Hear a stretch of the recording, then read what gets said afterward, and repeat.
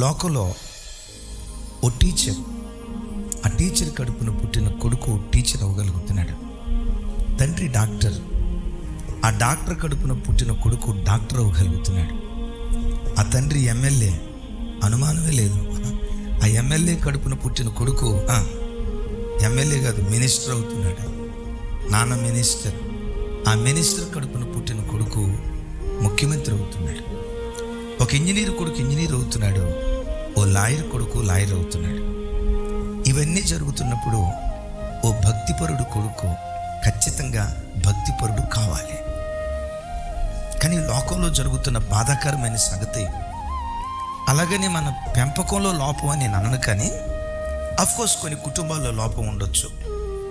అయితే మిమ్మల్ని చూసి ఒకటి నేను చెప్పగలను, మీ పెంపకంలో లోపం అని నేను అనలేను, కానీ లోకపు ప్రభావం, బిడ్డలు బ్రతుకుతున్న సమాజం, లోకంలో వారి కళ్ళ ఎదుట జరుగుతున్న కార్యక్రమాలు, మీరు నేను మనం నేర్పుతున్న ఆ భక్తి సాతాను మింగేసేటట్లుగా లోకపు ప్రభావం బిడ్డల మీద పనిచేయటాన్ని బట్టి అలాంటి భక్తి కలిగిన తండ్రి కడుపున పుట్టిన కొడుకు ఏ క్రిస్మస్కో, ఏ ఈస్టర్ సండేకో, ఏ గుడ్ ఫ్రైడేకో, ఏ జనవరి 1కో, ఇప్పుడో తరచుగా ఒకసారి మందిరానికి వచ్చే వ్యక్తిగా రే రారా మందిరానికని కనీసం ఆ పండగ దినాల్లో కూడా అంటే, నువ్వు పద మమ్మే, నువ్వు పదడాడే, నేను వస్తానులే అని దేవుని మందిరాన్ని ఎంత పిచ్చిగా ప్రేమించి భక్తి కలిగిన ఆ తల్లిదండ్రుల కడుపున దేవుని మందిరానికి పెడముఖం పెట్టుకునే భక్తిహీనపు పిల్లలు పుట్టుకొస్తున్నారు.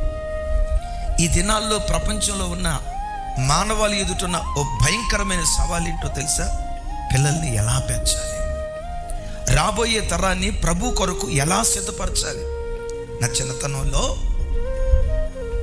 దూరదర్శన్లో కార్యక్రమం వచ్చేది, కోళ్ల పెంపకం ఏదో అంటారు కదా, ఈ యొక్క కార్యక్రమానికి స్వాగతం సుస్వాగతం కూడా.